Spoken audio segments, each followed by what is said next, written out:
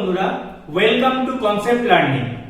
আজকে আমরা যে জিনিসটা নিয়ে আলোচনা করব সেটা হচ্ছে পিথাগোরাস থিওরেম। তোমরা প্রত্যেকেই জানো পিথাগোরাস থিওরেমটা কি। আমার হাতে যেটা আছে এটা একটা ট্রায়াঙ্গেল বা ত্রিভুজ। আমরা পিথাগোরাস থিওরেমের ক্ষেত্রে কি জানি যে ত্রিভুজের যদি একটি কোণ 90 ডিগ্রি বা সমকোণ হয় তাহলে আমরা সেই সমস্ত ট্রায়াঙ্গেলকে রাইট অ্যাঙ্গেল ট্রায়াঙ্গেল বা সমকোণী ত্রিভুজ বলি। এবং সমকোণী ত্রিভুজের ক্ষেত্রে পিথাগোরাস থিওরেম অনুযায়ী এই যে বাহুটি, এই একটি বাহু স্কয়ার প্লাস ভূমি স্কয়ার বা আরেকটি বাহু স্কয়ার ইজ ইকুয়াল টু অতিভুজ স্কয়ার। এইটা হয় আমরা প্রত্যেকে এটা আমরা শিখেছি পিথাগোরাস থিওরেম অনুযায়ী।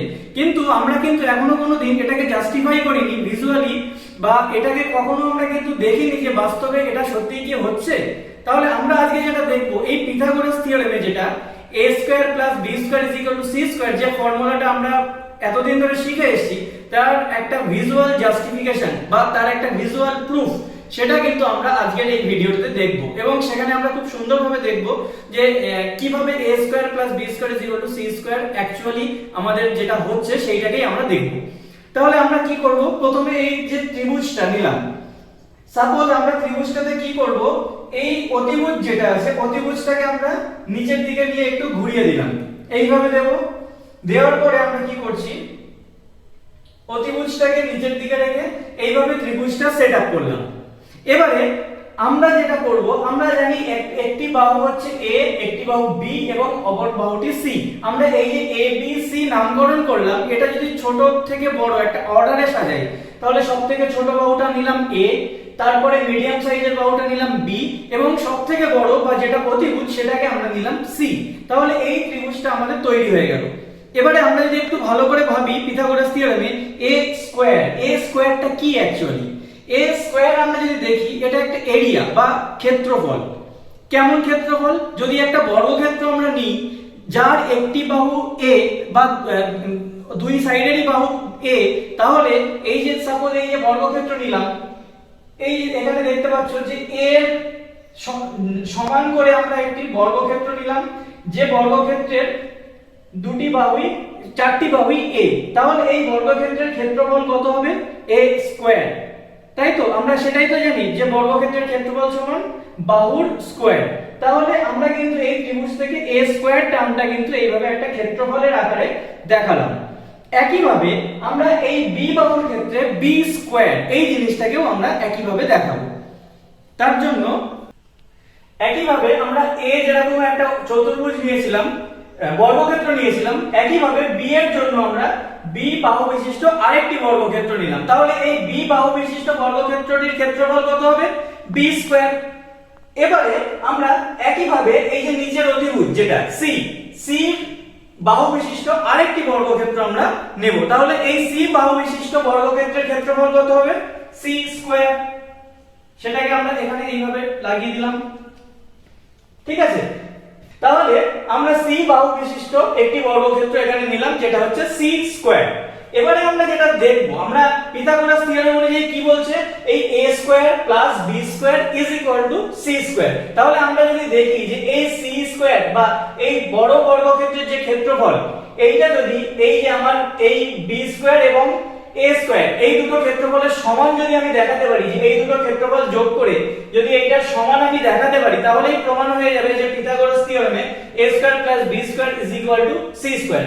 তাহলে আমরা সেটার জন্য কি করব, ফার্স্ট স্টেপ যেটা করব, আমরা এখান থেকে এই যে c স্কয়ারের এখান থেকে একটা ভার্টিক্যাল লাইন ড্র করব b এর উপরে, ঠিক আছে। এখান থেকে একটা ভার্টিক্যাল লাইন আমরা ড্র করব এবং তারপরে নেক্সট স্টেপে আমরা এই যে ত্রিভুজের উপরের পয়েন্ট থেকে একটা হরাইজন্টাল লাইন আমরা বা এই যে c বাহুর সমান্তরাল একটি লাইন আমরা এইভাবে ড্র করব, ঠিক আছে। এইভাবে ড্র করার পরে আমার যে লাইন যেখান থেকে গেছে সেই বরাবর আমরা টোটাল জিনিসটাকে কেটে নেব। এখান থেকে একটা কেটে নেব এবং উপরের পার্টটাকে b স্কয়ারের যেটা আছে, যেটা ভার্টিক্যাল কেটেছিলাম, এইভাবে এই বরাবর আমরা এই b স্কয়ারের পার্টটাকে কেটে নেব। তাহলে আমরা b স্কয়ারটাকে টোটাল চারটে ভাগে এইভাবে যদি কাটি এখান থেকে এবং এই বরাবর, তাহলে b স্কয়ারের পার্টটাকে টোটাল আমরা চারটে ভাগে দেখতে পাবো। এবারে আমাদেরকে যেটা করতে হবে সেটা হচ্ছে এই টোটাল জিনিসগুলোকে আমরা এই সি স্কয়ারের সঙ্গে অ্যাডজাস্ট করব। কিভাবে করছি একটু দেখে নাও।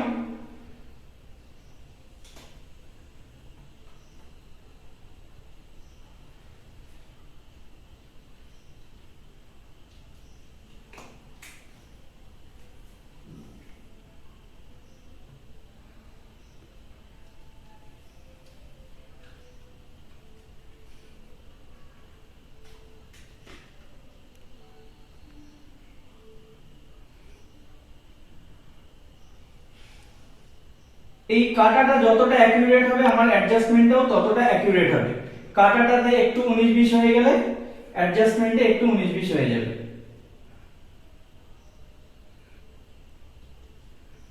তাহলে এটাকে আমরা এইভাবে অ্যাডজাস্ট করলাম।